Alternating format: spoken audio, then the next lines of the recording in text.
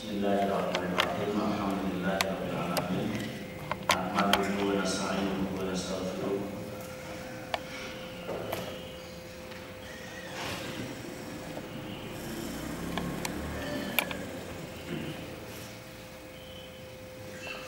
Wa na'udzu billahi min shururi anfusina wa min sayyi'ati a'malina. May yahdihillahu fala mudilla lahu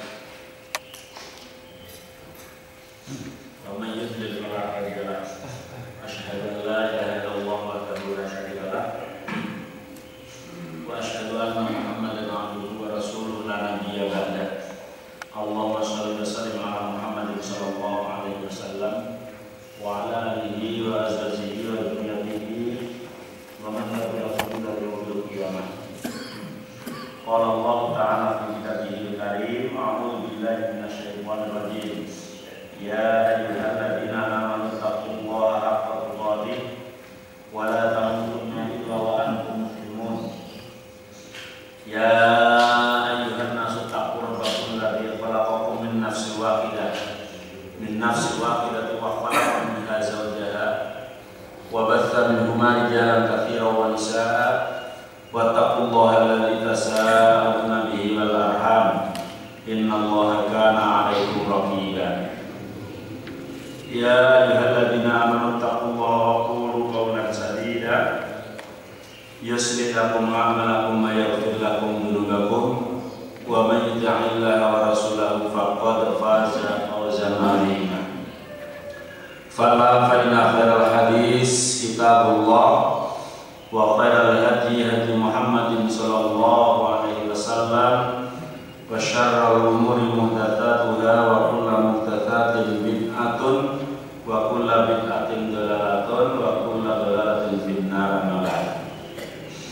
Hadirin wa hadirat rahimani wa rahimakumullah, sampai pada surat Al-Baqarah ayat ke-11 12. Kemarin ayat ke-10 ya. A'udzu billahi minasy syaithanir rajim. Wa idza qila lahum la tufsidu fil ardi qalu innama nahnu muslimun ala innahum humul mufsidun walakin la yashkurun. Wa idza qila lahum, dan apabila dikatakan kepada mereka kaum munafikin, la tufsidu, hai orang-orang munafik, janganlah kalian membuat kerusakan fil ardi, di muka bumi ini. Qalu, maka para munafikin menjawab, innama nahnu muslimun, sama sekali tidak kami membuat kerusakan, akan tetapi kami ini adalah orang yang membuat muslihat, membuat kebaikan. Ala innahum humul mufsidun, ingatlah hai orang-orang mukmin, sesungguhnya munafik itu adalah mereka yang membuat kerusakan. Walakin la yashkurun, akan tetapi mereka munafikin itu tidak sadar kalau dirinya membuat kerusakan. Jadi orang munafik bila dikatakan jangan membuat kerusakan di muka bumi, maka dia enjoy tetap membuat kerusakan, tapi dengan berkilah aku ini membuat perbaikan, membuat kemaslahatan.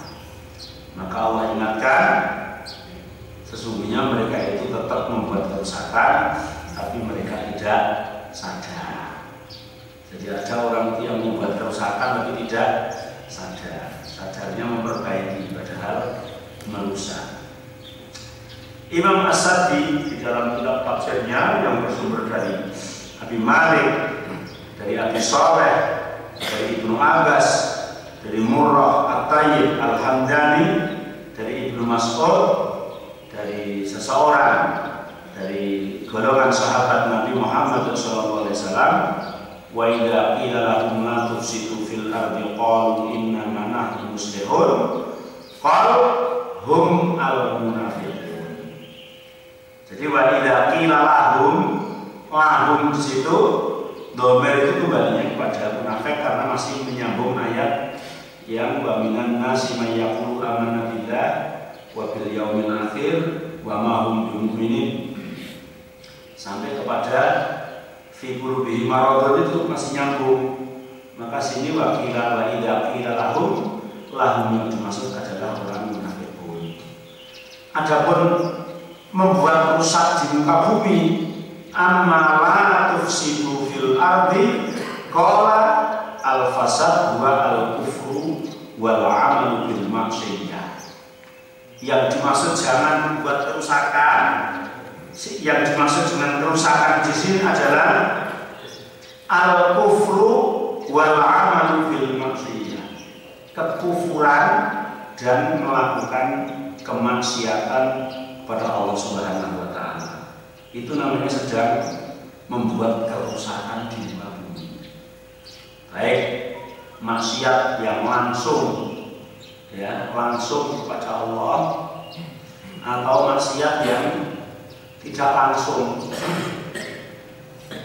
Maksiat yang langsung kepada Allah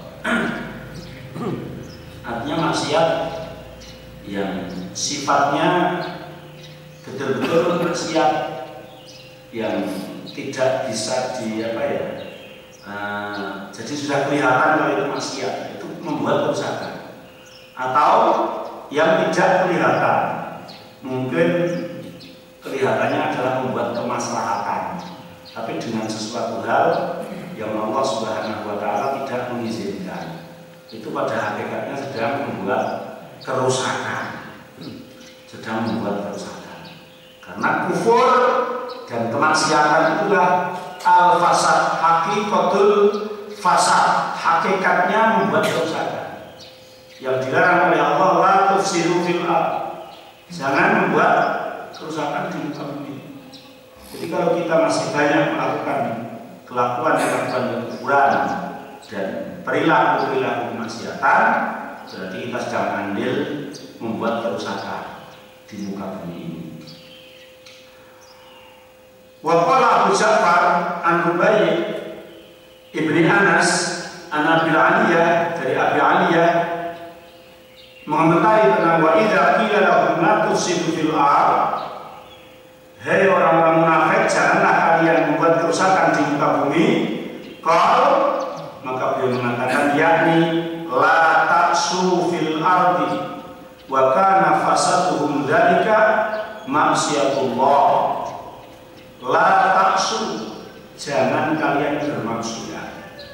Maka kita harus menyadari ketika kita berbuat maksiat sekecil apapun, berarti kita sedang andil merusak bumi ini.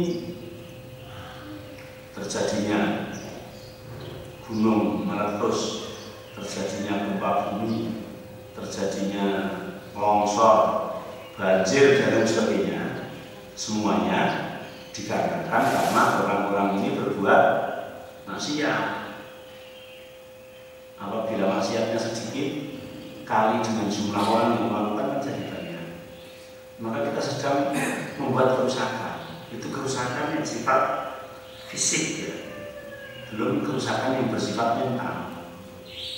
Wa kana fasaduhum dzalika maksiatullah, rusaknya itu karena orang-orang pada melakukan maksiat pada Allah. Li'annahu man 'asallaha fil ardi aw amara bi maksiatihi faqad afsada fil ardi. Karena sesungguhnya orang yang bermaksiat kepada Allah atau menyuruh maksiat kepada Allah, faqad afsada fil ardi, berarti orang itu telah merusak di muka bumi. Melakukan maksiat sendiri atau menyuruh maksiat kepada orang lain. Li'anna silahal ardi wassama bit-ta'ati, karena bagusnya bumi dan langit, atau islahnya bumi dan langit ini tiada lain adalah bit-ta'ati, dengan melakukan ketaatan kepada Allah Allah Subhanahu wa Ta'ala. Jadi kalau kita menampakkan dohir kita ini baik, tapi di belakang yang ditampakkan pada orang-orang itu ternyata kita berbuat maksiat, maka kita masuk ke dalam ayat ini. Wa idza qila lahum la tufsidu fil ardi. Dikatakan, hai orang-orang munafik, jangan kau berbuat kerusakan di muka bumi. Karena berbuat kerusakan yang dimaksud adalah maksiat kepada Allah Subhanahu wa Ta'ala. Qala Ar-Rabai Ibni Anas wa Qatadah wa qala Ibnu Jurayj an Mujahid, dari Imam Mujahid, wa idza qila lahum la tufsidu fil ard, bila dikatakan kepada orang-orang munafik la tufsidu fil ard, jangan membuat kerusakan kalian di muka bumi. Qala idza raqibu maksiatallah faqila lahum la taf'alu kadza wa kadza. Idza raqibu maksiatallah, apabila seseorang, apabila mereka telah melakukan kemaksiatan, rokibu itu dari kata rokiba yang kaku, kalau arti harfiahnya adalah mengendarai. Kalau mengendarai maksiat itu berarti dia melakukan maksiat, melakukan maksiat. Idza raqibu maksiatallah, apabila orang-orang melakukan kemaksiatan kepada Allah, faqila lahum la taf'alu kadza wa kadza, kemudian diucapkan kepada mereka la taf'alu kadza wa kadza, kamu jangan melakukan maksiat ini dan itu, ini itu maksiat, ini itu enggak boleh. Qalu innama nahnu 'alal huda muslimun, mereka mengatakan sesungguhnya kami ini berada di atas petunjuk dan kami ini adalah orang yang membuat kemaslahatan. Realitanya sebenarnya ada orang maksiat, dan ketika ditegur mereka mengatakan aku ini sedang membuat kemaslahatan di muka bumi. Pokoknya orang pembisnis, ya, terus dalam bisnisnya masih kecimpung dengan riba. Ketika ditegur, kamu itu walaupun usaha maju, tapi karena masih bercampur, bahkan mungkin 90% masih menggunakan riba, itu kamu pada hakikatnya sedang membuat kerusakan di muka bumi. Mesti mereka akan menjawab, enggak, saya ini sedang membuat kemaslahatan supaya orang-orang itu pada bermaslahat, orang-orang itu pada bisa kerja dengan saya, kan? Karena saya ini usaha itu. Coba kalau saya kemudian sekarang nggak main riba, apakah mereka bisa kerja? Nah, jadi maksiat ketika ditegur, mereka akan menjawab bahwa saya ini adalah sedang membuat kemaslahatan. Begitu juga hal-hal yang lain, banyak sekali orang yang sedang melakukan kemaksiatan, ketika ditegur mereka menjawab sedang membuat kemaslahatan. Begitu juga kemaksiatan yang sifatnya tidak banyak diketahui oleh umum. Ada seorang ulama mengatakan maksiat di tengah-tengah ibadah. Nanti lebih orang-orang tidak ngerti. Maksiat di tengah-tengah ibadah atau maksiat dengan ibadah itu sendiri. Satu, ibadah yang tidak ada contohnya dari Rasulullah SAW, tidak ada contohnya dari para sahabat, para tabi'in, hakikatnya mereka sedang melakukan maksiat, tapi ketika ditegur mesti innama nahnu muslimun, saya sedang membuat kemaslahatan. Sebagaimana zaman Ibnu Musayyab, ada seorang yang melakukan sholat qobliyah subuh lebih dari 2 rakaat, karena dalilnya kan rakatal fajri khairun minad dunya wa ma fiha. 2 rakaat sholat fajar qobliyah subuh lebih utama daripada dunia seisinya. Maka dia menganalog, kalau 2 rakaat saja itu dunia seisinya, bagaimana kalau 4 rakaat, bagaimana kalau 6 rakaat. maka seorang laki-laki ini melebihi dari apa yang dicontohkan Rasulullah. Dia sholat subuh lebih daripada 2 rakaat. Ditegur oleh Imam Ibnu Musayyab. Ternyata ketika ditegur jawabnya, Aisyah, apa mungkin Allah itu akan menyiksa aku disebabkan aku melakukan sholat? Ini kan jawabnya innama nahnu muslihun. Dan Ibnu Musayyab menjawab, Allah sekali-kali tidak akan menyiksa kamu karena sholat, tapi Allah akan menyiksa kamu karena kamu tidak mengikuti tuntunan Rasulullah SAW. Yang kedua, mungkin ibadahnya sudah sesuai apa yang disyariatkan oleh Rasulullah, sesuai yang dicontohkan oleh sahabat, tabi'in, akan tetapi di dalam hatinya ada tendensi lain, ada tujuan-tujuan yang bukan karena Allah. Ini juga hakikatnya sedang membuat kemaksiatan. Rasulullah pernah menegur bahwa besok di akhir zaman itu ada suatu amalan umatku yang sangat aku takutkan, yaitu syirik asghar, syirik yang kecil. Apa itu syirik yang kecil? Yaitu ibadah karena tujuan kepada selain Allah. Mungkin kita semangat dalam ibadah, semangat dalam melakukan perintah-perintah Allah, semangat dalam melakukan ketaatan, tapi karena ada tujuan-tujuan lain yang bukan tujuan karena Allah Subhanahu wa Ta'ala, maka hakikatnya adalah sedang membuat kerusakan di muka bumi. Biasanya orang yang seperti itu ketika ditegur akan menjawab innama nahnu muslihun. Ini namanya maksiat yang tidak kelihatan, maksiat yang lebih parah tapi banyak yang tidak tahu. Kalau maksiat makan riba, maksiat zina, maksiat mencuri, maksiat jadi begal, maksiat korupsi, itu semua orang tahu kalau itu maksiat. Tapi maksiat di luar itu yang banyak orang tidak tahu, yaitu maksiat di tengah-tengah ibadah tadi. Bisa ibadah yang tidak ada contohnya, bisa ibadah yang ada contohnya tapi tidak bertujuan karena Allah. Ini yang sulit dimengerti kalau kita tidak jeli dan tidak belajar. Tahunya ibadah, ternyata maksiat. Ketika ditegur, jawabannya innama nahnu muslihun. Ini kan apa toh? Saya sedang membuat kemaslahatan toh, biar ini dan ini. Masya Allah. Idza raqibu maksiatallah faqila lahum ma tusidu kada wa kada qalu innama nahnu alal huda muslihun. Gimana toh? Kok aku dianggap merusak? Kok aku ini membuat kemaslahatan kok? Yang saya lakukan semuanya kan baik. Dan baik itu menurut siapa?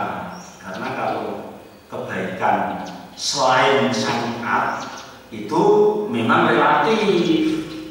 Kebaikan selain syariat itu relatif. Kalau menurut saya yang paling baik itu topinya hitam kayak Pak Presiden, juga. Nah, terus ada jeda hitam kayak itu saya nggak baik. Saya harus yang putih gaul-gaul gitu kan, itu ya. Relatif gitu. Iya, itu Pak Joko saya harus yang putih biar kayak orang Arab, ya. Ini selain syariat, begitu juga baju. Tapi kalau syariat baik dan buruknya ada standarnya. Al khairu ma yusiru syarru wa syarru ma yubiru syarru. Kebaikan adalah yang dianggap baik oleh syariat, kejelekan adalah yang dianggap jelek oleh syariat. Kita masih ingat ada 3 sahabat yang mendatangi istrinya Rasulullah SAW menanyakan tentang kuantitas ibadahnya Rasulullah Sallallahu Alaihi Wasallam. Ya Aisyah, bagaimana ibadahnya Rasulullah? Kuantitas jumlah ibadahnya Rasulullah itu kayak apa? Maka Aisyah menjelaskan begini, begini, dan begini. Ternyata 3 orang sahabat itu tidak puas. Rasulullah ibadahnya hanya sebegitu ya. Terus dia berpikir, walaupun ibadahnya sedikit kan Rasulullah Nabi. Nah kalau kita, kalau ibadahnya seperti itu, apakah nanti kita tidak rugi? Kita harus lebih dari apa yang dilakukan oleh Rasulullah SAW. Maka para sahabat 3 orang itu salah satunya bersumpah pada dirinya, wallahi demi Allah, aku akan sholat malam selama hidup, tidak akan pernah tidur ketika malam. Yang satunya bersumpah, wallahi demi Allah, saya akan selalu berpuasa terus di siang hari, tidak akan pernah berbuka. Yang satunya lagi bersumpah, aku tidak akan menikah selamanya demi untuk menghambakan diriku kepada Allah Subhanahu wa Ta'ala. Ini kalau secara akal kan sangat bagus. Orang yang tidak akan tidur malam selama-lamanya karena hanya untuk menyembah kepada Allah supaya tidak terganggu, tergoda oleh dunia. Secara akal kan baik banget itu. Yang kedua, tidak akan pernah tidak puasa, mau puasa terus. Kalau kita melihat jalan-jalan tentang puasa itu kan Masya Allah, bahwa puasa itu ibadah yang paling utama, bahkan akan mendapat pintu royal, pahalanya tidak terhingga, kan berarti baik. Yang ketiga, tidak akan menikah sama sekali, karena memang menikah itu jadi fitnah. Inna amwalakum wa auladakum adwalakum, anak-anakmu dan istri-istrimu itu kadang-kadang jadi musuh. Sehingga kalau istiadatnya sahabat ini tidak akan nikah supaya dekat dirinya kepada Allah kan berarti baik. Tapi ternyata setelah 3 orang itu bersumpah, Rasulullah datang dan mendengar siapa yang berkata begini dan begini. Saya ya Rasul. Maka Rasul mengatakan, siapa orang yang paling takwa di muka bumi ini? Yang engkau ya Rasul. Kalau begitu, tirulah aku. Aku ini kadang-kadang sholat malam, kadang-kadang mulai isya sampai subuh, tapi ya kadang-kadang tidur sama istri-istriku. Saya ini kadang puasa, kadang enggak. Saya masih menikahi wanita-wanita. Barang siapa yang benci, tidak suka kepada sunnahku, maka bukan termasuk umatku yang baik. Ternyata apa yang diistihadkan para sahabat tadi tidak baik, karena tidak sesuai dengan petunjuk Rasulullah SAW. Maka urusan agama, urusan ibadah, baiknya tidak relatif, tapi baiknya adalah ada standarnya. Standar yang dicontohkan oleh Rasulullah SAW. Seseorang menganggap baik, kalau syariat menganggap jelek, ya jelek. Begitu juga sebaliknya. Orang-orang menganggap jelek, kalau syariat menganggap baik, maka ya termasuk baik. Contoh umpamanya pakai hijis tadi, pakai tutup kepala, itu baik. Saya kira orang pakai tutup kepala dengan tidak pakai tutup kepala ketika sholat, baik yang mana? Kan baik yang pakai tutup kepala. Bahkan juga ada anjuran itu sunnah, walaupun tidak disifati tutup kepalanya yang kayak apa. Tapi ketika ihram, baik itu ihram haji maupun ihram umrah, panjenengan kok pakai tutup kepala, itu jelek, haram. Bahkan bisa jadi ihramnya tidak sah begitu. Ketika kita sudah sampai mikot dari Bir Ali atau dari Yaman, sudah niat ihram tu bil hajj atau bismillahirrahmanirrahim hajjan, bismillahirrahmanirrahim umratan, maka wajib membuka tutup kepala sampai tahalul kan begitu. Kenapa? Ya syariat yang mengatur seperti itu. Maka saya dulu punya teman haji itu yang tidak pernah membuka tutup kepala sama sekali. Jadi seumur hidup itu kalau keluar dari rumah sudah pakai tutup kepala. Jadi tidak ada satu pun orang yang pernah melihat kepalanya kecuali istrinya. Entah karena burka saya nggak tahu gitu ya. Nah iya. Sehingga ketika berangkat haji itu juga di jalan itu nggak pernah, di jalan sampai sana itu nggak pernah buka tutup kepala itu. Bahkan dia bukannya itu ketika masuk kamar mandi ditandai di dalam kamar mandi, keluar kamar mandi itu masih tutup kepalanya dipakai, nggak mau kepalanya dilihat orang itu. Nah saya ngancam juga nanti kalau sampai dia nanti saya akan melihat kepala engkau. Ternyata iya sampai dia ya sekarang mau niat lepas untuk kepalanya, lepas ternyata botak ya. Ini artinya ada sesuatu hal yang ketika syariat menyatakan itu tidak boleh, itu tidak baik, ya tidak baik. Kalau syariat mengatakan baik, ya itu baik. Itu urusan masalah ibadah. Beda kalau urusan di luar ibadah, maka relatif. Asalkan tidak bertentangan dengan syariat juga, walaupun bukan ibadah. Contohnya ibadah pakaian, kok sukanya kita yang apa namanya buka aurat, itu kan sudah terkenal larangan masalahnya, gitu ya. Misalkan tidak terkenal larangan kan masalah. Yang mau pakai polos, yang mau pakai lorek-lorek, mau pakai merah, mau pakai hijau, kan nggak ada larangan. Karena nggak ada larangan, ya sesuka panjenengan, suka-suka lah mana yang kau sukai, relatif namanya. Tapi urusan agama ada standarnya. Jadi tidak harus sholatnya orang Jawa kayak begini, sholatnya orang Sunda kayak begini, sholatnya orang Madura kayak begini, sholatnya orang Inggris kayak begini, ya benar ya. Karena Islam itu satu, dari ujung barat sampai ujung timur, muslim, sholatnya sama, ya, sama. Karena Rasulullah mengatakan shollu kama ra'aitumuni usolli, sholatlah kalian sebagaimana kalian melihat aku sholat. Kalau zaman Rasul melihatnya ya langsung melihat Rasulullah rukuk, i'tidal, sujud. Kalau sekarang melihat hadisnya, melihat sunnahnya yang dibawa oleh para ulama. Wa qala wa Isa ibn Yunus wa Utsman ibn Ali bin al-A'mash an al-Minhal ibn Umar an Ubbah ibn Abdillah al-Azdi an Salman al-Farisi wa idza qila lahum la tusidu fil ardi qalu innama nahnu muslihun qala Salman lam yajid ahlu hadhil ayat ba'du. Kata Imam Salman, pada zaman Al-Quran ini diturunkan, itu orang yang bersifat seperti itu katanya belum ada. Lam yajid ahlu hadhil ayat ba'du. Jadi zaman ayat ini diturunkan, orang yang disifati, disuruh, dilarang untuk membuat kerusakan di muka bumi, dan mengatakan aku ini sedang membuat kemaslahatan. Itu kata Salman al-Farisi. Zaman Al-Quran diturunkan ini belum ada orang yang seperti itu. Berarti kalau kita melihat istiadatnya Salman al-Farisi ini, banyaknya kejadian ini sekarang berarti ya. Sekarang buktinya kan begitu. Jangan lakukan ini nggak ada syariatnya, nggak ada contohnya. Kan ini baik, innama nahnu muslimun. Itu kata Imam Salman al-Farisi belum ada ketika zaman ayat itu diturunkan.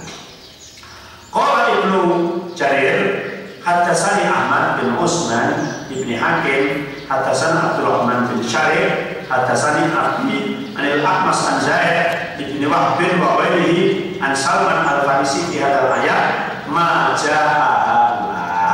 Dulu belum ada.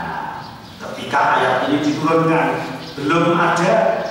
Akan tetapi yang dimaksud belum ada, Imam Ibnu Jarir menafsirkan perkataannya Salman al-Farisi, kok orang sifat munafik yang seperti ini zaman dulu belum ada, itu maksudnya gimana?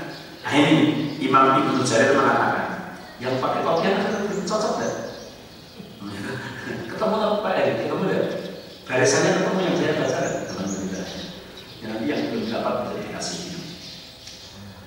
Kata Ibnu Jarir mengatakan, ya tamilu anna Salman radhiyallahu anhu arada bihada. Sesungguhnya yang Salman mengatakan seperti itu, ya.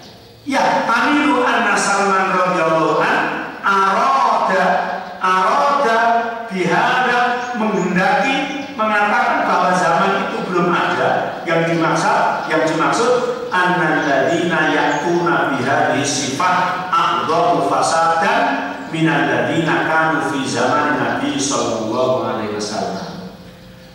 Orang kemudian ditegur mengatakan aku sedang membuat kemaslahatan, itu membuat kerusakannya jauh lebih besar dibanding apa yang dilakukan orang-orang munafik di zaman Nabi Muhammad SAW.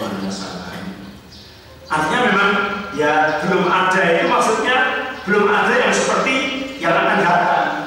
Zaman Nabi sudah ada munafik. Kalau kita melihat kemarin sebutkan ada Abdullah bin Sabah, ada Abdullah bin Salul, ya Ubay bin Salul.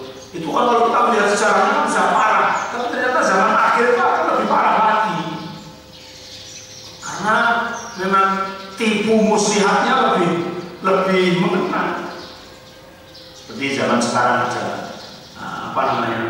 gagasan redup dulu kemarin Islam liberal, ya. Ketika didatangkan kemudian dia awalnya mengatakan bahwa semua agama adalah sama, tapi setelah diundang dia berkilah, siapa yang mengatakan semua agama sama? Dia nggak sama dong. Agama Islam punyanya mesin, agama Kristen punyanya gereja, agama Yahudi punyanya sinagog, itu tetap beda. Dia yang mengatakan liberalnya. Saya tidak mengatakan agama itu semua sama. Yang saya katakan adalah semua agama itu benar. Jadi ya dia mengkuai Peter, ya. Semua agama itu benar. Kalau tidak benar, dia tidak diikuti umatnya. Jadi benar. Karena di setiap agama itu ada kebenaran. Di sana ada larangan ini, larangan ini, ada perintah ini. Semuanya menyembahnya adalah kepada Tuhan. Ya. Maka semua agama adalah benar. Karena repot. Nanti terus ini itu.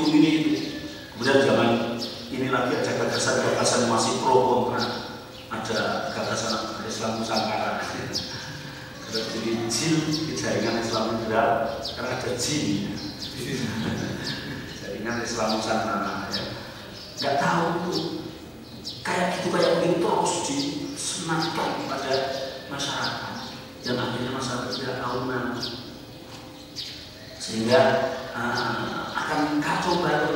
Maka benar apa yang dikatakan Ibnu Jarir, zaman Nabi sudah ada munafik, sudah ada yang membuat kerusakan, tapi kerusakannya tidak lebih parah, tidak lebih besar daripada yang datang zaman belakangan. Maka kita harus waspada. Coba kalau zaman itu ada Hamzah, zaman itu ada Umar bin Khattab, zaman itu ada Abu Bakar, zaman itu ada para sahabat yang Masya Allah, ya, tidak dipertanyakan lagi kualitas keimanan dan keilmuannya. Dengan adanya munafik yang merusaknya belum begitu besar saja, mereka sudah merasa prihatin, mereka sudah merasa takut, sehingga banyak berdoa kepada Allah Subhanahu wa Ta'ala, kemudian melaksanakan perbaikan-perbaikan. Bagaimana sekarang kualitas kita seperti ini kemudian dihadapkan dengan munafik yang lebih besar daripada yang ada di zaman Nabi Muhammad SAW. Fitnahnya akan lebih besar sekali kalau kita tidak mendapat pertolongan dari Allah Subhanahu wa Ta'ala. Orang akan mudah tertipu, mudah tergoyah, mudah meninggalkan agamanya ini dengan tidak terasa. La annahu anni annahu lam yamdi mimman tilka sifati ahadun. Tidak yang dimaksud itu orangnya atau personnya pada zaman Nabi itu tidak ada sama sekali. Ada, tapi yang datang setelahnya, datang belakangan lebih besar daripada apa yang dilakukan pada zaman Nabi Muhammad SAW. Imam Ibnu Jarir juga mengatakan, fa'ahlun nifaq mufsiduna fil ard bimaksiyatihim fiha rabbahum. Orang munafik itu mereka membuat kerusakan di muka bumi ini bimaksiyatihim fiha rabbahum, dengan kemaksiatan mereka di dalam muka bumi ini maksiat kepada Tuhan mereka. Merusaknya itu dengan kemaksiatan itu. Maka semakin kemaksiatan itu banyak, maka semakin kerusakan ini banyak. Tidak semakin masalah, tapi semakin rusak, semakin parah. Warukubihim fiha manahahum an rukubihi, dan dari karena mereka melakukan apa-apa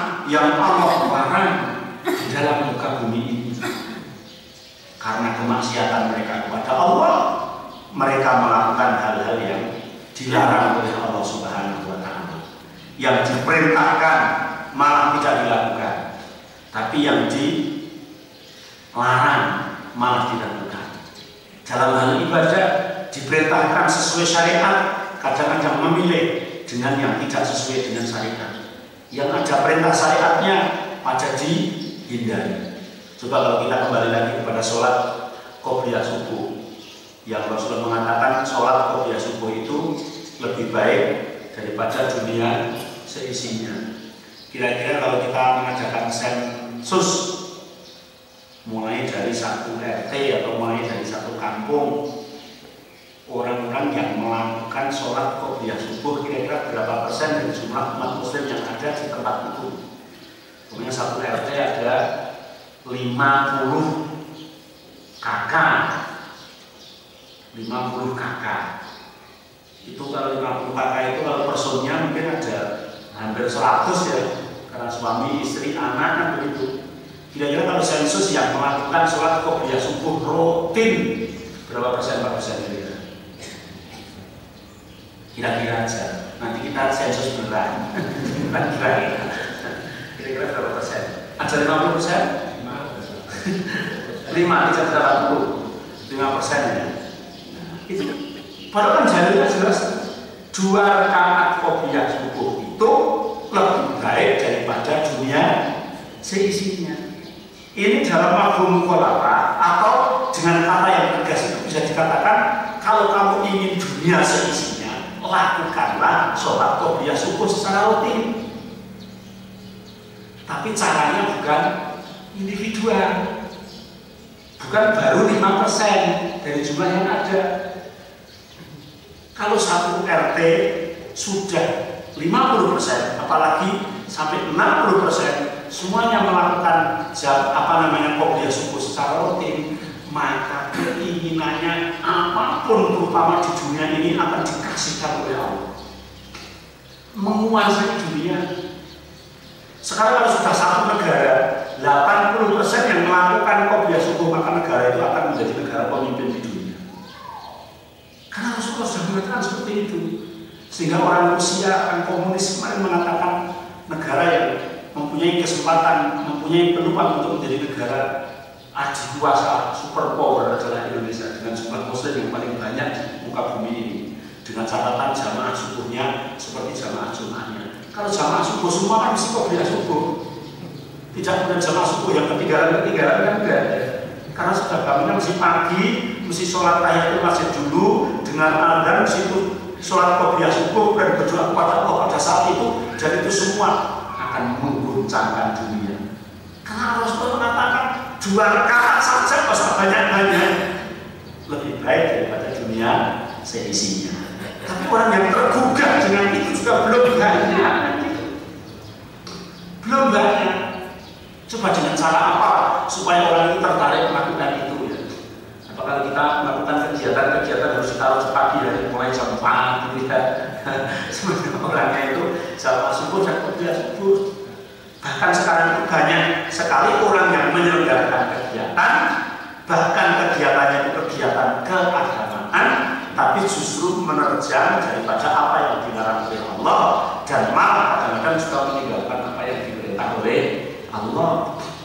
Kemudian kegiatan keagamaan tak apa yang bersifat agama di situ malah kadang-kadang ada musik, ada campur baur laki-laki perempuan. Apakah itu mengundang rahmat Allah? Saya kira kan masalah. Kemudian kadang-kadang melewati waktu sholat sehingga yang laki-laki jadi tidak jamaah masjid, yang perempuan kadang-kadang jadi entah sholat atau enggak. Ya jelas mengundang murka Allah. Tapi ketika dikatakan la tufsidu fil ardh, jawabnya gimana?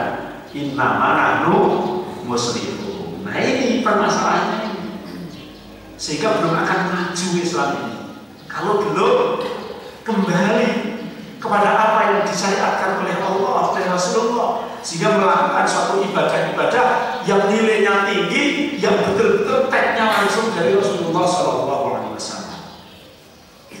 Itu kadang-kadang belum berjalan yang seperti itu. Banyak yang belum berjalan. Makanya orang munafik ini merusak di muka bumi karena maksiatnya kepada Allah, karena melakukan larangan-larangan yang dilarang. maksiat kepada Allah, melakukan yang dilarang, wa tadyi'ihim fara'idahu, dan mereka menyia-nyiakan kewajibannya, entah kewajiban yang bersifat sholat, kewajiban yang bersifat materi zakat, kewajiban-kewajiban yang bersifat melindungi dan sebagainya. Banyak orang yang sudah menyia-nyiakan kewajibannya. Kewajiban dianggap sepele sekali, padahal kewajiban dari Allah Subhanahu wa Ta'ala itu hakikatnya sedang merusak agama. Wa syakkihim fi dinihi, dan mereka malah meragukan agamanya, meragukan kepada agamanya. Wa may yatawakkal 'ala Allah fa huwa hasbuh. Barang siapa yang bertawakal kepada Allah, maka Allah akan memberikan kecukupan. Tapi tawakalnya kepada Allah malah ragu. Saya kalau tawakal kepada Allah itu nanti ya mau masak apa ini, beras tidak ada, besok mau kebutuhan ini, maka akhirnya tawakalnya dipindah kepada selain Allah. Tawakal kepada atasan, tawakal kepada pejabat, tawakal kepada orang kaya, bahkan ironis lagi ada yang tawakal kepada orang bodoh. Ya, orang bodoh itu siapa? Paranormal. Paranormal itu kan paranormal kan belum normal itu ya tidak normal ya. Tidak normal. Makanya kan paranormal ada yang menggelari diri dengan bodoh. Joko bodoh masih tiru aja. Kalau Joko pintar ya, insya Allah itu. Kadang malah tawakalnya kepada yang tidak benar, meragukan kepada janji Allah, meragukan kepada agamanya. Berarti orang yang seperti itu adalah orang yang hakikatnya sedang merusak di muka bumi. Alladzi la yaqbalu min ahadin amalun illa bitasdiq bihi, yang Allah tidak mungkin akan menerima amal dari seseorang kecuali amalan itu bitasdiq, dengan membenarkan, meyakini apa yang dibawa oleh Allah, wal iqrar, meyakini bihaqikatihi, dengan hakikat kebenaran. Kemudian bakin bihim al-mu'minin, orang munafik merusak di muka bumi ini di samping dengan meragukan agamanya, wakan bihim al-mu'minin, mereka mendustakan kaum mukminin, dinasihati oleh kaum mukminin, dinasihati hal-hal yang benar, dia menganggap angin-angin. Kalau dalam bahasa Jawa disebut bunga tuwo, menurut kuping kanan 12, menurut kuping kiwa. Tidak ada akalnya sama sekali. Jadi kita ngaji, kita belajar, kita mendengarkan ceramah, mendengarkan nasihat, tapi tidak merubah dirinya. Atau dalam istilah zaman sekarang disebut, banyak sekarang itu yang mengistilahkan tontonan jadi tuntunan, tuntunan jadi tontonan. Sing tuntunan itu kan harus dituntun ya. Al-Quran, Sunnah Rasulullah, sikap kaum muslimin, hanya diingat saja. Wah, jamaahnya api ya, kalau rame ya, enggak ikut gabung ya. Karena menjadi tontonan saja. Iya, wah itu jadi orangnya orangnya, tapi yang nggak mau niru, nonton aja. Yang tontonan jadi tuntunan. Sekarang kalau kita melihat pakaian kampung-kampung itu kan hasil dari mana? Hasil dari melihat di televisi. Ya, artis ini pakai kayak gini ditiru, ya. Padahal artis lain pakai itu dong syuting wrong. Di luar syuting dia pakainya biasa, tapi ditiru orang-orang itu dipakai ke pasar, orang-orang itu stres. Iya loh, artis itu kayak gitu kan, ketika syuting banget. Di luar syuting saya nggak pakai yang kayak gitu, malah ditiru ke pasar, ke sawah karena dipakai, masya Allah. Dia salah ini. Ya Allah. Ini karena tontonan dijadikan jadi tuntunan, yang salah. Masya Allah. Nih, apa namanya, bagian bihim al-mu'min, ketika dinasihati malah mendustakan. Bapak yang begini loh, ini yang benar seperti ini. Kamu nanti ini pakaian perempuan harus kayak begini, ya. Kamu orang laki-laki ya, jenggotnya dipanjangkan dong. Kemarin itu saya ngobrol-ngobrol sama teman, dilihatkan orang Jepang, ada kabar gembira ini. Siapa itu? Iparnya Tony Blair, perjalanan ke mana? Ke Inggris ya, masuk Islam. Perempuan itu iparnya, masya Allah, ya Allah, masuk Islam. dilihatkan shootingannya, jangan mengucapkan 2 kalimat syahadat dan mendalami agama. Ketika dia itu masuk Islam itu perempuan, maka pakaiannya langsung kayak orang muslim yang sempurna. Dan terus suaminya juga masuk Islam, laki-laki tadinya nggak berjenggot, cuma langsung jenggotnya panjang gitu. Jadi orang luar negeri itu kalau masuk Islam langsung mengamalkan sepenuhnya. Ya, udhulu fisil bi kafah. Tapi gandeng kita itu Islamnya dari kecil, Islam segini lah ya. Nah, Islam dari sejak lahir tapi tidak menampakkan ciri khas keislamannya. Karena kalau orang luar negeri kan masuk Islamnya itu dari penelitian, dari punya ilmu masalahnya. Kalau kita kan Islamnya menganut-anut ya. Bapaknya dari Muslim ya, orang Muslim kan ragu gitu lah. Nah, ikut-ikutan Muslim. Ditanya jati dirinya Islam juga tidak tahu. Dinasihati malah mendosakan. Bagi lebih bil mukminin al mukminin. Bidawahum ghayra ma hum alaihi mukimuna minasyak wa raib. Tapi dia berkilah atau berbelit ya, mendosakan kaum mukminin, tapi dia mengklaim dirinya itu tidak seperti apa yang dikatakan oleh orang mukmin itu. Wong aku ini sedang membuat kemaslahatan, aku itu tidak ragu, aku itu tidak hanya kemaslahatan begini loh, masalahnya kan begini, orang kalau kan seperti itu semua kok bisa harus begini ya, itu berkilah seperti itu. Wa murahirahim ahdal takdir billah. Bahkan orang-orang munafik itu membantu membantu kemunculannya, membantu kekuatannya orang-orang yang ahli mendustakan Allah wa kutubihi, dan mendustakan kitab Allah wa rasulihi, dan mendustakan putusan-putusan Allah ala awliya illah. Bahkan orang yang mendustakan atas wali-wali Allah itu dibantu oleh orang munafik itu, dibantu. Kalau Abdullah bin Salul, Abdullah bin Sabah membantu orang-orang Yahudi pada saat itu. Orang sekarang iya, jaringan Islam liberal membantu Yahudi. Iya, ngajinya di Chicago, ya, Amerika Serikat. Sana itu ada ulamanya hafal tafsir, hafal hadis, tapi cara mereka untuk menyesatkan. Maka kan sering saya katakan dulu pada zaman tahun berapa itu ada Steinbrück, sama Gergonya, itu adalah ulama-ulama tanpa syahadat, ulama tapi tanpa syahadat. Dia apa orang itu apa, tapi hidayah belum menyapa, dia diperalat. Sehingga ada universitas Islam yang di Chicago itu kan universitas Islam dalam rangka menghancurkan Islam. Tapi orang-orang nggak tahu kalau kita sudah kuliah di sana kan sudah gini lah, bos orang yang mana sendiri gitu ya, gila. Masya Allah. Jadi mereka malah membantu dalam rangka untuk memusuhi, merusak kaum muslimin. Tidak wajah bila dari kasabila, kalau dia mendapatkan jalan untuk membantu sana, dia semangat ke sana. Fadzalika ifsadul munafiqin fil ardh. Kayak begitu itu yang merusak, ya, merusak di muka bumi ini. Sehingga timbulnya peperangan, timbulnya kekacauan, timbulnya tidak keamanan di muka bumi, semuanya adalah karena tipu daya orang munafik. Iya, tipu daya orang munafik. Coba sekarang kan kalau tiba-tiba orang non-muslim akan menghancurkan muslim, perang melawan agama, belum bisa. Maka yang diadu domba orang muslim, ya, orang muslim dirusak tentang akidahnya, sehingga nanti antara orang muslim dengan orang muslim sendiri yang berkelahi, yang perang, sehingga Timur Tengah memanas bergejolak tidak pernah. Intinya malah siapa itu? Adalah orang-orang munafik. Masa bahaya sekali. Ada Yaman, ada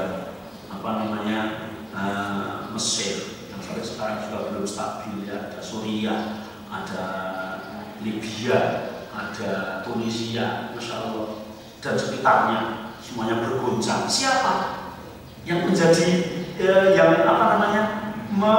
menghidupkan api kegejolak itu? Siapa? Ya, jalan adalah kaum munafik ini. Begitu juga di kampung kita, di Indonesia, kalau kita nggak waspada, orang munafik itu yang akan selalu membakar api permusuhan seperti ini. Wahum yahsabuna annahum bifi'lihim dzalika musrifuna fiha. Akan tetapi mereka mengatakan, aku ini adalah orang yang berbuat masalah. Kenapa? Wa hadzal ladzi qalahu Hasan. Imam Hasan mengatakan begini, fa inna minal fasadi fil ardi ittikhadul mu'minin al kafirin awliya. Di antaranya adalah kerusakan di muka bumi ini karena orang-orang mukmin sudah membuat perlindungan pada orang-orang kafir. Yang dijadikan perlindungan adalah orang-orang kafir. Padahal Al-Quran mengatakan walladzina kafaru ba'duhum awliya'u ba'd. Sesungguhnya orang-orang kafir itu adalah saling melindungi satu sama lain. Illa taf'aluhu, kalau kamu tetap melakukan itu, meminta perlindungan pada orang kafir, takun fitnatun fil ardi, kamu akan mendapat fitnah yang besar di muka bumi, wa fasadun kabir, dan kerusakan yang sangat besar. Karena antara orang kafir dengan orang kafir saling melindungi satu sama lain. Kalau kemudian orang Islam yang minta perlindungan, orang Islam sudah menjalin hubungan yang sangat erat sekali kepada orang Muslim, ya jalan hakikatnya mereka itu akan mengadu domba. Nanti akan terjadi fitnah yang besar dan terjadi kerusakan yang sangat besar. Faqata Allahul mu'alata bainal mu'minin wal kafirin. Maka Allah memutus hubungan orang mukmin dengan orang kafir itu diputus. Artinya hubungan tidak sampai kepada seperti orang mukmin dengan orang mukmin. Hanya dalam sosial saja, dunia. Allah mengatakan ya ayyuhalladzina amanu la tattakhidul kafirina awliya. Hei orang-orang mukmin, jangan kau jadikan orang kafir itu sebagai perlindunganmu, menjadi pemimpinmu. Coba kalau sekarang pemimpinnya seorang kafir, kayak apa jadinya? Jakarta ya. Nah sekarang kita waspada, ini sudah terjadi ya. Nah di Jakarta ada gereja yang dihancurkan oleh gubernurnya, oleh Mas Ahok ya. Kenapa? Karena gerejanya tidak punya IMB. Nah, ini kan seolah-olah melindungi kita semua sendiri. Padahal di balai itu nanti kan setiap bangunan yang tidak ada IMB-nya dihancurkan. Terus jadi kan banyak yang tidak ada. Nah, kita harus paham. Karena apa? Al-Quran dilarang kok. Ya ayyuhalladzina amanu la tattakhidul kafirina awliya. Jelas. Hei orang mukmin, kalau kamu mengaku beriman, jangan jadikan orang-orang Muslim itu menjadi pemimpin, pelindung, rusak, ngotot untuk dia. Padahal jelas, pemimpin Islam zalim, pemimpin non Muslim adil. Pilih yang mana?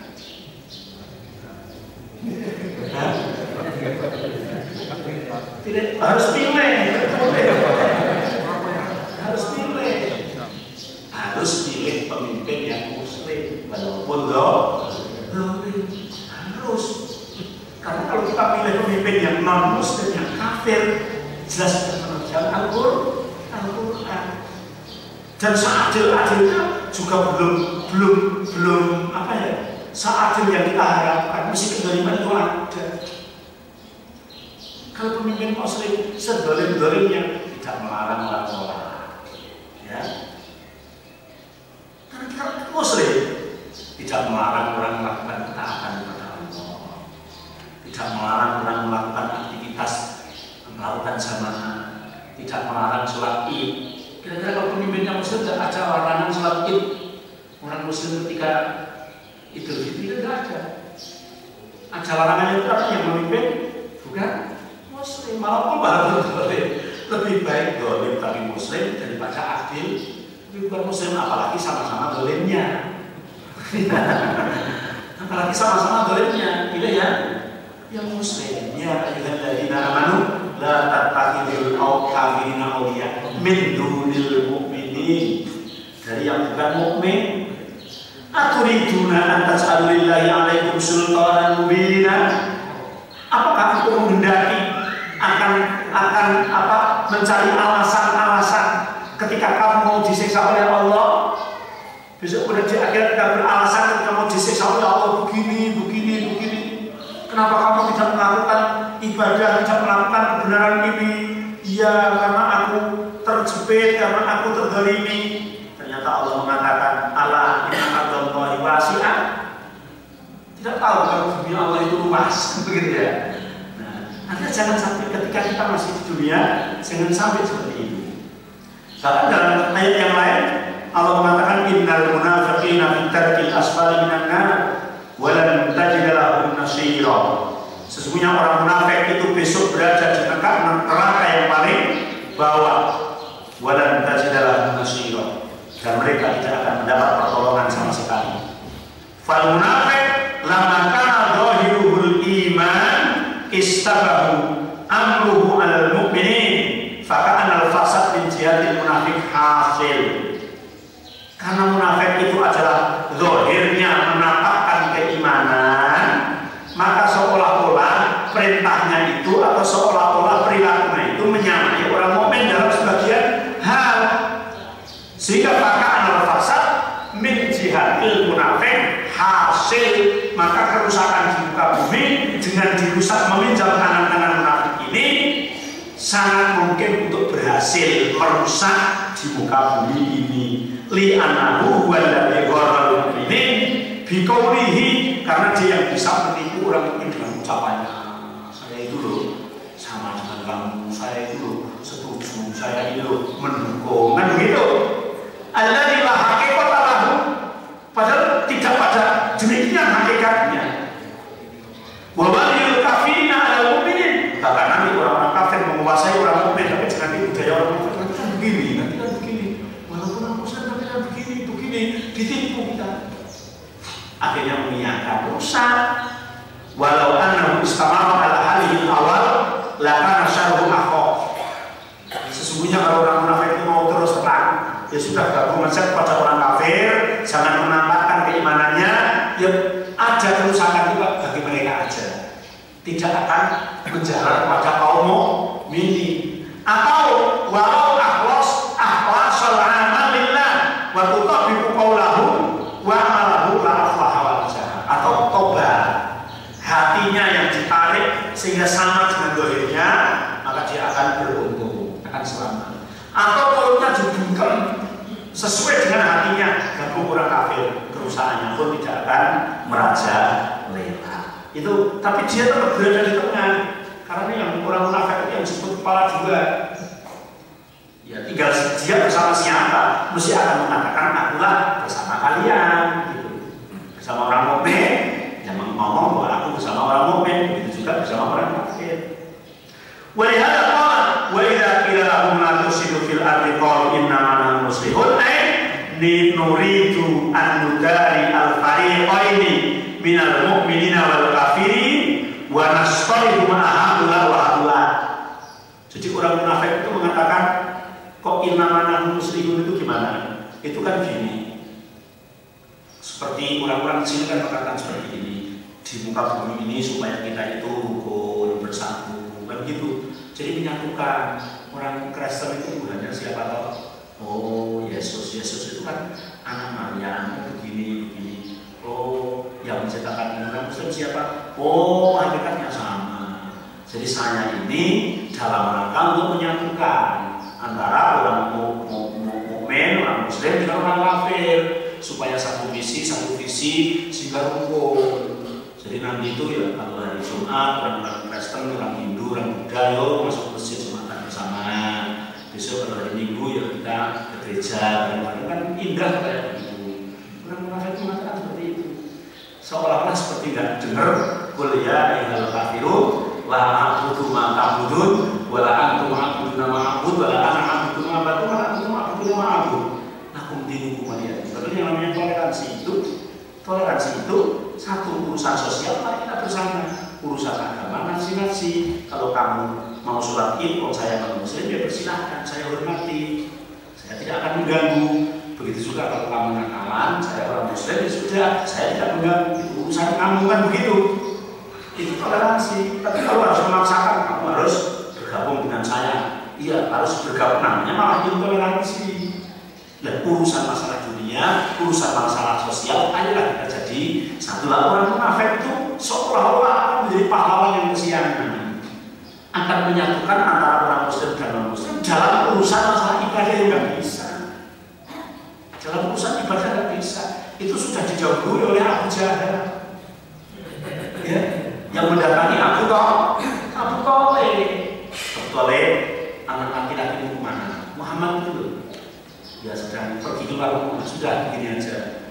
Nanti dikasih pilihan, ya, dikasih pilihan. Setahun ini kami Abu Jahal, Abu Lahab, CS, dah gabung sama Muhammad, sama anak laki-laki ini. Tapi setahun depan nanti Muhammad dan berikutnya bergabung bersama kami. Itu pernah diperantasai oleh Abu Jahal. Dan setelah Abu Jahal pergi, Muhammad pulang ditanya oleh Abu Thalib, Muhammad ada tamu, paman-pamanmu pada kesini, minta begini. Bagaimana menurut pendapatmu? Saya sebagai orang tua tak tanya. Muhammad menjawab, ya pamanku Abu Thalib, ya Ahmad, andai kata rembulan ditaruh di tangan kanan, matahari ditaruh di tangan kiri, saya harus bergabung dalam ibadah dengan mereka. Maka saya menunggu, saya ditolong oleh Allah untuk diberikan kemenangan atau hancur lebur mati dalam rangka membela kebenaran. Dan begitu Abu Thalib yang belum mobil itu kalau sudah begitu teruskan sama pamanmu ada di belakangmu, kan begitu. Maka kadang-kadang kalau lihat cerita ini kita nangis, kenapa ketika mati Abu Thalib tidak mengucap syahadat, padahal dia membela Muhammad. Masya Allah, saya ada di belakangmu, teruskan. Sehingga pada saat itu Abu Thalib masih hidup, nggak banyak gangguan-gangguan, nggak berani. Ini menunjukkan sudah pernah diprakarsai oleh Abu Jahal, Abu Lahab. Nah sekarang ini penerusnya itu munafikin itu, ya, yang akan menjadi pahlawan kesiangan, mensatukan dalam ibadah nggak bisa, Masya Allah. Qala Muhammad bin Ishaq dari Ibnu Abbas, wa idza qila lahum la tusidu fil ardi qalu inna nahnu muslimun inna ma nuridu ila islah. Kata ini yang dari Ibnu Abbas, mereka itu mengatakan, aku ini kecuali membuat muslihat saja bainal fariqain minal mu'minin wa ahlul kitab. Orang-orang ahlul kitab, Yahudi, Nasrani dan orang mukmin saya padukan jadi satu. Ala innahum humul mufsidun walakin la yashkurun. Tetapi mereka adalah yang merusak tapi tidak mengerti kenapa, karena kebodohannya. Masya Allah, karena kebodohannya. Ala inna hadzal ladzi yaqtamiduna wa yaz'umuna annahu Islam. Itu yang dia pegang, yang dia yakini, dan dia menyangka bahwa itu adalah Islam. Wa huwa ainul fasad, bahwa itulah hakikat daripada kerusakan. Dia mengatakan Islam, tapi itulah hakikat dari kerusakan. Walakin min juhlihim, karena kebodohan mereka, la yashkuruna bi qaulihi fasadan. Mereka tidak tahu kalau itu adalah dalam rangka merusak, karena memang kebodohan mereka. Bodoh itu ya, bisa saja tahu, tapi kemudian ditutup-tutupi oleh setan, bisa tidak tahu. Maka kalau Al-Quran mengatakan innama yakhshallah min ibadihil ulama, orang yang ulama, orang yang pandai, orang yang pintar adalah orang yang takut kepada Allah Subhanahu wa Ta'ala. Nah, orang munafik itu hakikatnya adalah orang yang bodoh, walaupun dia setinggi apapun dalam pendidikannya, ilmunya, bahkan mungkin hafal Al-Quran, hafal tafsir, hafal hadis pun hakikatnya bodoh, tidak tahu kebenaran, sehingga dia melakukan perusakan, anggapannya dia melakukan perbaikan. Semoga Allah senantiasa memberikan pertolongan kepada kaum mukminin, kaum muslimin di muka bumi ini dan juga di Indonesia ini, sehingga kita tetap dalam keadaan kedamaian, kita dalam keadaan mendapat petunjuk melakukan ibadah yang sesuai syariatnya Rasulullah SAW, yang akhirnya menjadi hamba Allah, yang Allah ridho kepada kita dan kita pun ridho kepada Allah, akhirnya masuk ke dalam surganya Allah. Amin ya rabbal alamin. Persilahkan kalau ada pertanyaan yang akan datang insya Allah ayat 13.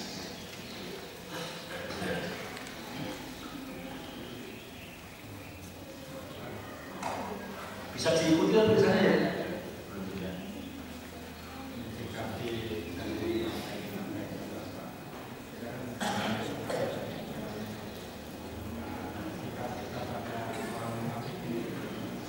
Sikap kita pada orang munafik ya sebagaimana ayat sebelumnya kemarin, seperti sikap Nabi Muhammad terhadap orang munafik. Jadi kita tidak memusuhi secara zahir karena kita tidak tahu, sehingga kita tetap mendoakan semoga mereka mendapat petunjuk. Yang kedua, kita tetap berhubungan dengan waspada. Kalau omongan nasihat-nasihatnya itu yang keluar dari syariat, yang nggak bisa kita tunggu. Mungkin kalau bisa diluruskan, kalau berani, kalau nggak berani ya kita diam dan tidak usah diikuti. Kalau bisa kita nasihati supaya taubat dari kemunafikan itu. Tapi kita tidak boleh menyatakan tidak bermusuh kepada mereka karena mereka pada akhirnya tetap menjadi kaum muslimin. Sebagaimana dulu zaman Rasulullah tahu munafiknya ABC. Tidak semuanya, ada beberapa yang Rasulullah tahu. Bahkan sampai Umar pun ada yang tahu. Kan sampai Abdullah bin Sabar Umar mengatakan bunuh aja. Saya yang sampai gak aku penggal lehernya. Tapi Muhammad mengatakan jangan. Nanti apa? Kalau sekarang itu apa kata dunia? Gitu ya. Kata Rasulullah, apa kata orang-orang yang baru mau masuk Islam? Ternyata Muhammad membunuh sahabatnya sendiri. Nah, maka kita tetap waspada, kita hati-hati. Memang orang munafik itu justru musuh yang paling besar ya. Kalau sekarang disebut musuh dalam selimut, maka kita harus waspada dan mendoakan. Kalau kita berdoa kepada Allah Subhanahu Wa Taala, insya Allah Allah akan memberikan pertolongan kepada kita semua.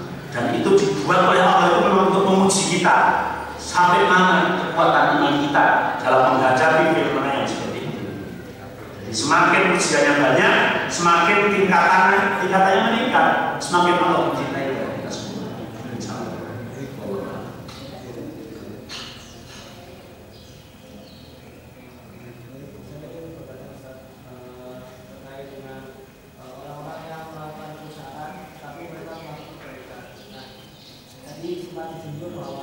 Milih mana pemimpin yang pilih mana untuk jadi pemimpin, orang muslim yang boleh atau orang muslim yang haji. Pertanyaan saya adalah bagaimana dengan orang-orang Islam yang mengajukan kita untuk memilih itu, untuk kita berdemokrasi, padahal itu tidak ada tuntutannya dari Rasulullah. Memilih pemimpin secara pemilihan rakyat itu kan tidak ada tuntutannya dari Rasulullah. Apalagi demokrasi satu suara satu kepala, padahal masa kepala ulama disamakan dengan kepala orang itu kan itu tidak adil kan? Itu bagaimana, apakah itu termasuk ke dalam perkara yang merusak tetapi mengaku memperbaiki? Benar, innama nahnu muslimun. Ternyata sampai sekarang sudah tidak ada muslimunnya. Sampai sekarang tidak ada masalahnya. Hanya kita memang dihadapkan di dalam sesuatu hal yang kalau istilah para ulama masuk ke dalam kategori ad-darurat tubihul mahdurat. Darurat kadang-kadang membolehkan sesuatu hal yang asalnya tidak boleh. Tapi juga ada kaidah yang berbunyi ad-darurat tuqaddiru ala qadriha. Darurat adalah ada batas-batas tertentu. Sehingga kita melihat fenomena kenyataan yang bagaimana. Jadi kalau kita bisa upama dalam pemilihan takmir, yang satu calonnya takmir ini betul-betul tidak mengindahkan kalau nanti itu terpilih mesti rusak. Yang satu kalau terpilih adalah insya Allah baik. Ini sistemnya apa ini? Padahal sekarang dijalankan sistem demokrasi. Dan kalau orang yang baik-baik ini ternyata diem 1000 bahasa, tapi kita sudah tahu pastinya. Ternyata nanti jelas yang memimpin itu adalah orang yang merusak ini. Maka kita menjadi berkewajiban bagaimana supaya ini si pemimpin ini nanti bisa terpilih dari orang yang baik. Tapi ketika hal itu memang sudah bisa diyakinkan. Tapi ketika kita sudah tidak bisa berbuat apa-apa, misalkan dari jumlah pemilih itu kita 100 orang, kemudian yang baik itu sekitar hanya 10 orang. Ya kita sudah tahu mau kampanye ke sana-sana mengajak untuk memilih yang baik itu tidak bisa. Ya sudah, kita tahu pada Allah, nggak usah ikut minggu ke situ ya. Kita berdoa kepada Allah Subhanahu Wa Taala, semoga yang jelek tadi ditunjukkan oleh Allah untuk menjadi orang yang baik. Karena memang kadang-kadang kita terjebak terhadap sistem-sistem yang kita tidak bisa menghindar.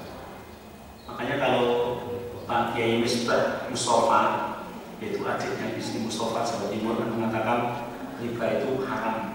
Bahkan haramnya riba itu satu dirham makan riba itu dosanya sama dengan menzinai ibunya 30 kali. Hadisnya kan mengatakan seperti itu. Tapi zaman akhir sekarang ini kata Mbak Misbah itu tidak ada satupun orang yang terhindar dari riba. Minimal adalah terkena debunya riba. Kan begitu. Maka dari itu terus bagaimana? Jangan seperti perkataannya orang bodoh yang mengatakan usaha yang haram saja sulit, apalagi kok suruh milih usaha yang haram. Itu adalah ucapan kufur. Maka dari itu, bagaimana caranya kita dapat menghindar, berdoa kepada Allah, diminimalisir. Bagaimana cara meminimalisir? Kalau pegawai negeri, pandangan pegawai negeri kalau digaji mesti lewat bank. Ya, apakah mungkin saya nggak mau buat rekening, saya pokoknya gajinya tunai aja nggak bisa. Ya kalau begitu kamu keluar dari pegawai negeri gitu ya. Nah kalau sudah punya pekerjaan lain, masalah. Kalau punya pekerjaan lain jadi masalah besar. Nah akhirnya kita membuat rekening, membuat ATM karena untuk menerima haji itu. Ini kata Mbak Misbah yang cantum adalah terkena debunya riba. Jangan kemudian kita punya gaji yang banyak di situ nggak diambil-ambil karena kebutuhan kita bisa dari yang lain yang di situ supaya mengendap, supaya bunganya banyak. Yang kedua, orang mau haji bayar ONH sekarang daftar tunggunya 20 tahun, beli porsi harganya 30 juta. Bunganya berapa itu coba? 30 juta kali 20 tahun kali per tahunnya 200.000 orang. Wah coba, saya mikir dong, duitnya piro, gitu hotel yang mikir Ka'bah kalau saya tahu, ya gitu pesawat dewi, wong ngaji daftar tunggu satu nakai, tapi mana mungkin karena kita belum bisa masuk ke situ. Ibadah saja terkena dunia riba. Dan kita nggak daftar lewat bank, mau berangkat haji sendiri nggak bisa terkena aturan, begitu ya. Nah maka hal yang seperti itu kadang-kadang menjadi terbuat. Yang penting diminimalisir. Dan sebagaimana tentang demokrasi ya itu nggak adil. Orang pelacur nilainya sama dengan ulama. Nilai dalam suara satu suara yang maksudnya begitu. Nah, kalau sekiranya kita nimbrung ke situ tidak ada manfaatnya sama sekali, tidak kita menghindar. Tapi sekiranya kita ada harapan, ada lingkup kecil yang tidak ada harapan, ayo kita supaya kita yang baik ini jadi. Karena kita tahu jumlah orang-orang yang baik itu lebih banyak, maka kita maju dalam rangka untuk supaya pemimpin itu terpilih yang baik. Karena memang terjebak pada sistem seperti itu yang akan sampai kapan berdoa kita berdoa yang nantinya tetap akan kembali kepada kepemimpinan yang baik. Tapi yang jelas kalau nanti Imam Mahdi sudah turun, Nabi Isa sudah turun, negara ini makmur, berarti sudah mendekati kiamat dan begitu. Tapi kalau masih semeraut kayak gini berarti dunia masih panjang. Ya iya. Berarti kita masih panjang untuk berdakwah, panjang untuk berjihad, panjang untuk berusaha untuk mencari pahala. Ya, karena memang dunia ya seperti itu. Karena dunia itu isinya penilaian.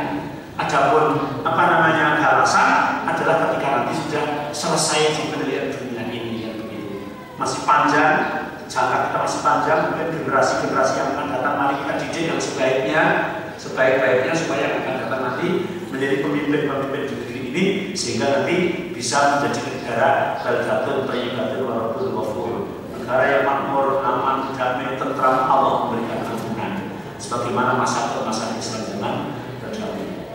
Begitu Mas. Setengah 7 cukup deh. Insya Allah. Ya satu lagi. Waalaikumsalam.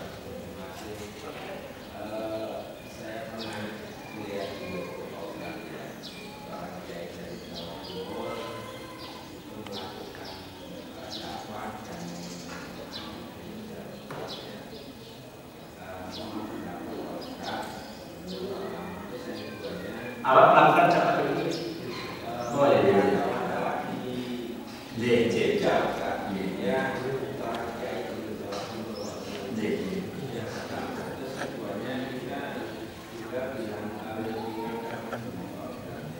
Ya Pak itu. Ya. Khususnya Indonesia kan suka melakukan pelatihan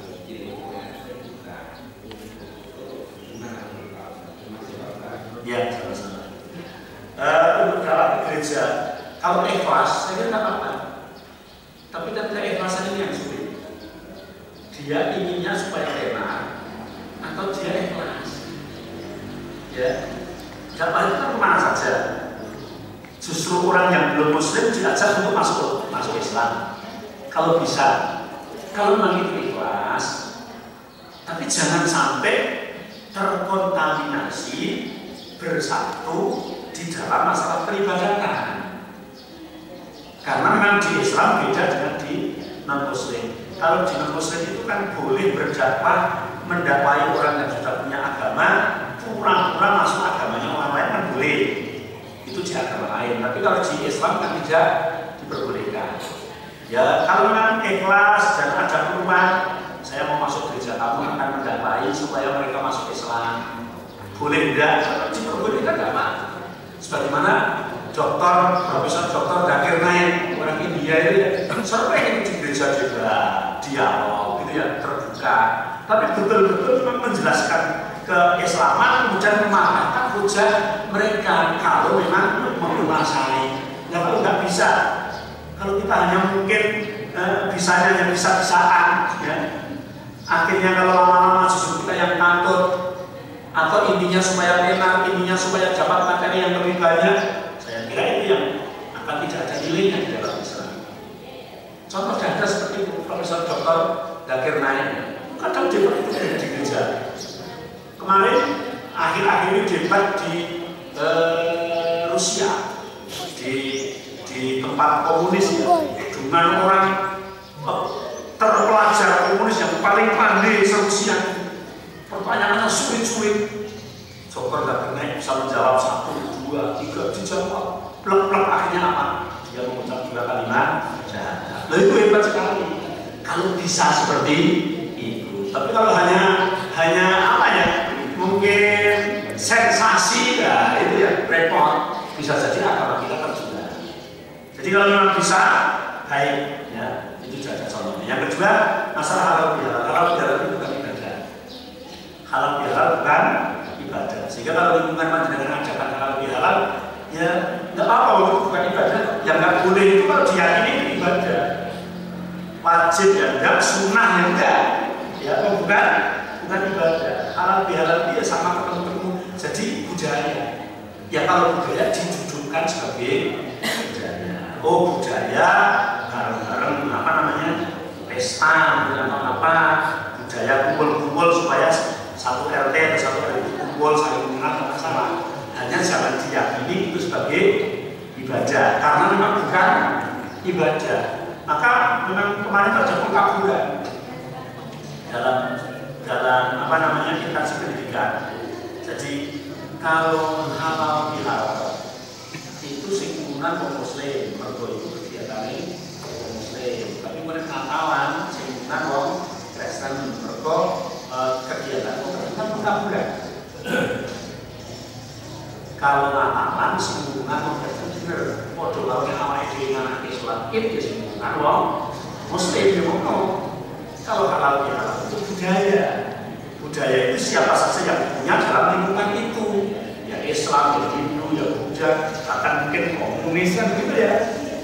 Bersatu, berkumpul, bukan membahas agama, tapi di situ adalah membahas persatuan kesatuan urusan masalah sosial. Maka sekali lagi jangan dikatakan bahwa halal bihalal itu ibadah, karena tidak ada contohnya. Bahkan bahasa halal bihalal itu juga tidak ada. Bahasa Arab malah di Arabnya nggak ada. Maka disebut bahasa yang diperkosa, ya. Bisa itu. Nah, di sana ada. Coba tanya orang Arab, halal nggak tahu, tadi, nggak ngerti itu. Laisam itu gotina, bukan bahasa itu. Paling benar di sana halal bihalal itu gini paling benar. Ketika dengan ke Mekah, dengan ada air putih di meja, nah, atau air zam-zam, ya. Panjenengan nggak tahu pemiliknya atau umum di situ nanya pada orang halal, dia jawab halal. Itu iya, kalau biarlah jangan gitu. Dengan keluar dari masjid sandalnya hilang, masih ada sandal yang banyak. Nanya teman-temannya di pilihnya halal, mereka jawab halal, halal pakai aja.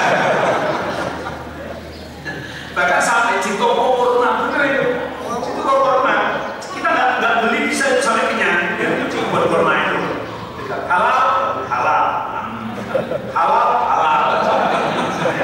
Itu namanya halal, tidak halal paling tinggi di sana.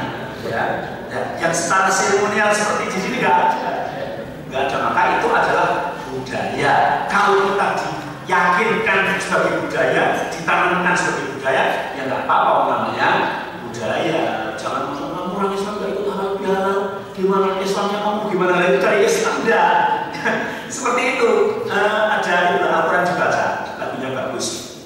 Ya, yang tadi ya. Wa idza qila lahum la tufsidu fil ardi qalu innama nahnu muslimun. Jadi kan meneng bae mah iwong do tau ngaji bareng. Jadi Quran diwaca kok meneng bae orang maca ni Allah. Kan diwaca innama nahnu muslimun. Allah kan. Berarti sing muni Allah tau ngaji, sing meneng bae ora tau ngaji. Berarti itu ada. Lagi orang sekarang sampeyan ustaz sing tau ngaji nek Quran diwaca jawab Allah ini dia. Ono perintah Quran, perintah hadis, apa ijma ulama atau menurut pendapat ulama sapa? Malah kabaran ya. Jadi sing tampur tau ngaji, ustaz ini kan begini. Itu permasalahannya apakah tidak tahu? Ya, insyaallah. Nah, makanya kita terus belajar. Jadi itu adalah budaya. Budaya insyaallah tidak mengapa, tapi diyakini bahwa itu adalah budaya bukan ibadah. Wallahu a'lam. Sekian, sudah setengah 7 lebih. Ya, sambung yang akan datang semoga bermanfaat. Akhirul kalam, subhanakallahumma wa bihamdika, asyhadu an la ilaha illa anta, astaghfiruka wa atubu ilaik. Assalamualaikum warahmatullahi wabarakatuh.